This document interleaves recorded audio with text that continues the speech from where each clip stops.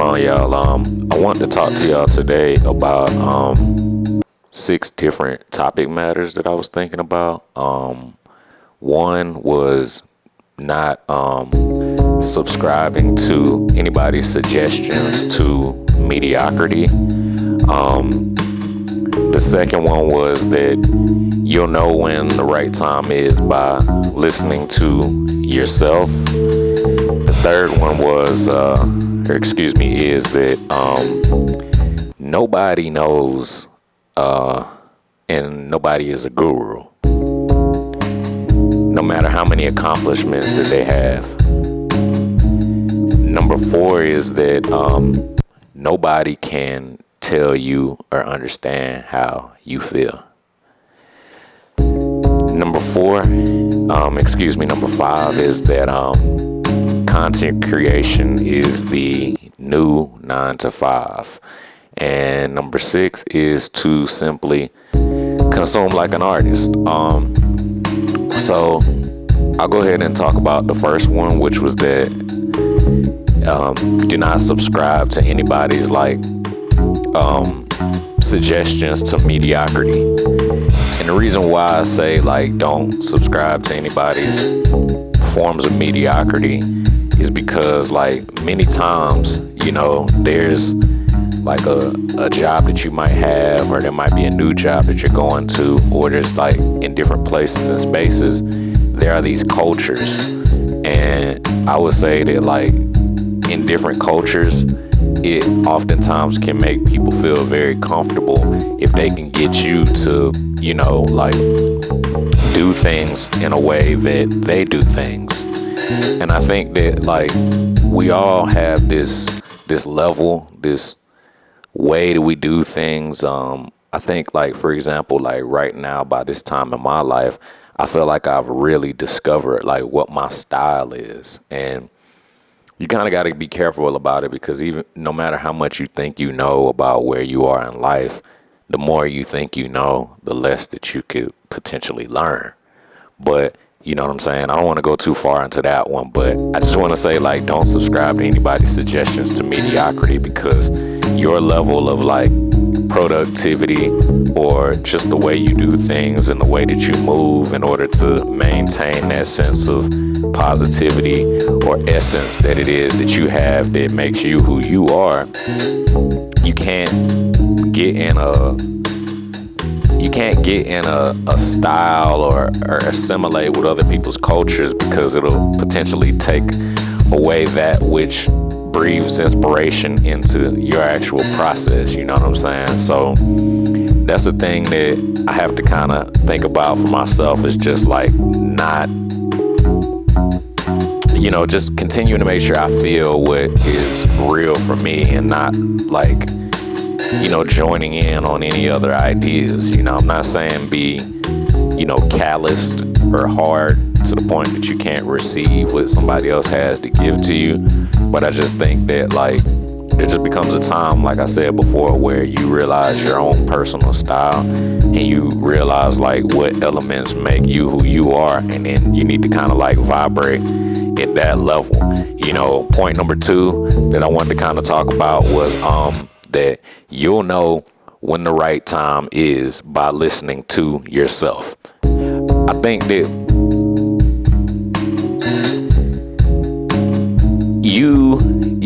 ultimately, you have the answers to whatever it is that you're searching for. I know sometimes you might have to take in things and items and essences from the outside in order to be where it is you want to be in life.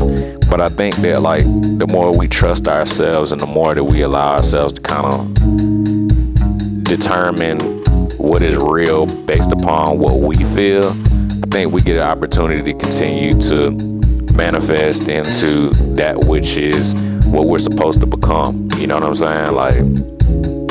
Friends don't know, family doesn't know. Oftentimes we're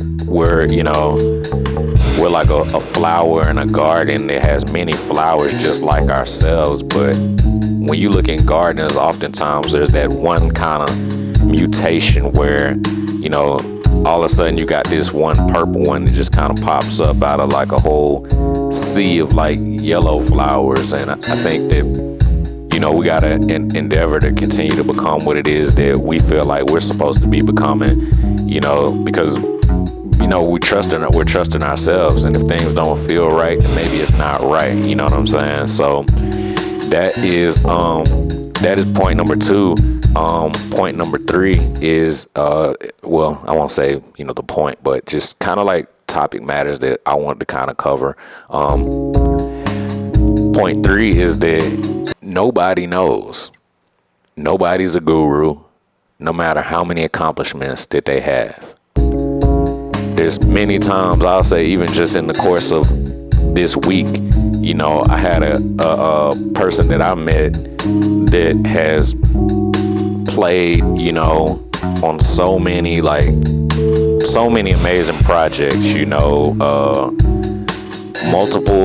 more than multiple Grammy award winning musician and everything of that nature. And I think that, the more we live, the more we start to meet people that are in our quote unquote span of influence, that area of work that we want to be working in and everything like that. And I think it's super awesome and cool when we have the opportunity to like meet these people. But the thing is like, no matter how many accomplishments that somebody has, no matter how many experiences that somebody has, I mean, even not me, not your top YouTube video that's covering the topic matter that you've been searching for forever throughout the algorithm or whatever it is. We're always looking for that amazing sense of inspiration. But I just want to say that, like, no matter how many accomplishments that somebody's won, nobody's a guru. Nobody knows. Nobody can tell you about your quote unquote experience and what it is that you should do in order to try to get to where you're trying to get to. And that leads me honestly to the next point, which is just point number 4. Thing number 4 is that nobody can tell you or understand how you feel, even if they can describe it to the T. You know what I'm saying? Because it was felt within your own being. You know what I mean? Like, you might understand, you might say that you feel what I'm saying, but ultimately you can never feel what I'm saying because you're not operating in my body to be able to feel it. You know what I'm saying? So, like, it doesn't work in that kind of way, but we often hear these things and have these types of conversations with other individuals, and I'm just thinking to myself that, like, we all say I know what you're saying, I feel what you're saying, know what I'm saying? You don't, it's cool to be able to speak about those things and be able to align and communicate, but sharing in a thing isn't the same thing as understanding. You can't ultimately have understanding unless you walked in that person's shoes. So, as much as we search for, that sense of, just being understood and everything, just know that it can't actually ever really be attained. You know what I mean? Like, it can't ever be understood. Point number 5 that I kind of wanted to touch on was just that content creation is the new 9 to 5. That's a thing that is kind of like a popular search right now. Content creation is the new 9 to 5. You'll see it a lot. There's a lot of trending sort of videos talking about content creation being the new 9 to 5. And when I saw it and I read about it, it kind of made me feel in a way that it was like, yo, I don't know if this just feels like some clickbait type stuff. And I was like, well, I kind of like, it's making me feel a way, like I want to communicate about this. And I feel like, actually, like in my other film, I didn't really like the quality that it came out to be, but in my other film, I talked about how, I didn't really believe that content creation was the new 9 to 5, but I think I gotta say that, like, content creation maybe is the new 9 to 5, minus like things like healthcare and benefits, right? I know this sounds crazy and silly, but like, I think content creation maybe could be the new 9 to 5. And the only reason I say that it like could be the new 9 to 5 is because I do feel like that there's a difference between content and art. I'm not necessarily the type of person that's interested in content. I've always thought that content was a word that devalued art. So for me, content creation maybe is the new 9 to 5, but I think that where we draw the line in the sand is where we realize that some people are creating content and some people are making art. You know what I mean? I had a conversation with MC with Talltale, and when I talked to him about it, we were just like kind of combing through these ideas that like there's individuals that are making things that can be like placed into a formula. You know what I mean? It can be made over, it can be created, it can be, you can follow a rubric and you can make this thing and it can be consumable. But there's also, this I don't even want to say like disproportionate, you know what I mean? But I mean, it kind of is though. There's kind of like a disproportionate understanding and also separation between like knowing whether or not what we're looking at is art or knowing what we're looking at is content or some sort of business, you know what I mean? And they're very, very different. They cover different subject and topic matters. A lot of times there's like artists that go against the grain and are doing something that's not super duper trendy, and it's that obscure. I feel like the art lays in that space where the obscure lies, whereas like the things that are kind of easily made and you can kind of go find the tools really, really easy and make something very similar that can fit within a span of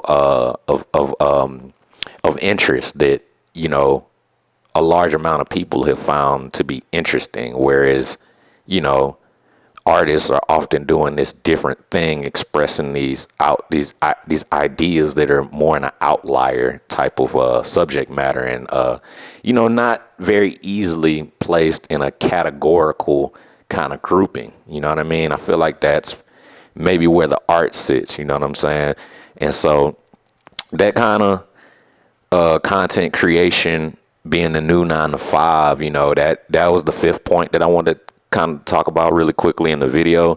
The 6th point was to consume like an artist, which is really, really cool, because when you think about consuming like an artist, we're talking about like placing things into your system of high quality. You know what I'm saying? Like I talked about really, really liking, loving, learning what my style was. And I feel like when I learned what my style was and the things that I cherished the most and things that inspired me deeply, I started to consume more of those things because they brought me joy and they brought me happiness. And so when I think about the things that bring me the most joy, the things that bring me the most happiness, like I'm endeavoring to try to put more of that into my life because it makes me feel good.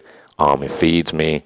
I remember there was a point in time when like I was having like just weird dreams, weird nightmares. And when I kind of trace it back, while there could be just a whole bunch of reasons why these particular ideas were coming to me in my mind while I was asleep, I also got to say that like I was kind of just watching what was ever on TV. I was kind of just, streaming whatever on, whatever streaming platforms, whether it was Netflix or Hulu, right? And so when I started to become a little bit more intentional about the art and the things that I was taking into my system, I can honestly say that when I started to consume like an artist, the more I consumed like an artist, the more I was able to be full of inspiration, to the point that from my cup being so full with quality art, quality inspiration, I began to create from the overflow of that inspiration. And I think that's something interesting that I found myself communicating about a lot lately. is just to not basically put too much pressure on myself when I'm trying to make things, but spend time having so much fun taking in the type of art, consuming the type of art, consuming the type of music that brings me joy. So I'm listening to a lot of R&B, and as I listen to more R&B, and I've really been digging listening to Cleo Soul lately, and Salt. And the more I kind of like listen to those things and other tracks and music that kind of have that same kind of genetic makeup, the more what I'm inspired to make comes out of my system, and I see it in my work. And so I really love that feeling. But yo, I want to thank y'all for coming and chilling. Thank you for coming and chilling, hanging out, listening to this quick film and everything of that nature. This is my second time doing it. I kind of messed up the audio, and it wasn't terrible, but like I was like, man, let me go back and try to like tighten this up or whatever. I sent kind of some private messages of this. The first one that was kind of like raw and like a sketch, I guess. And it was cool. I liked it, but I was like, man, let me redo this and see if I can like just love everything about it or whatever. But y'all, I'm about to roll out. Your boy got to go to work later. Check out my Bandcamp if you want to hear some music. Always dropping stuff over there. Type in Patrick Gregory Daniels on Bandcamp.com, or you can just go to PatrickGregoryDaniels.com. I've been blogging a lot over there, so go to PatrickGregoryDaniels.com, and type in at the top right corner, there's 3 bars. That's the menu. You can click the menu, and then there is a blog tab that you can click on or whatever like that. So if you're interested in that, check it out. Peace.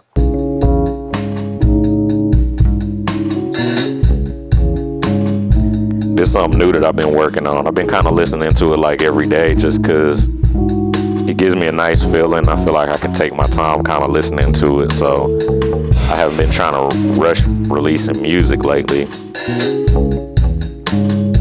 I want to say it was in June. I think I released 6 projects on Bandcamp, and they were cool, but I kind of consider that like my time capsule period, because I went back into like I had like 75 some incomplete, some complete tracks, and I just went and started releasing a lot of them in June. So this is something right now that I'm kind of like considering like writing to. Yeah.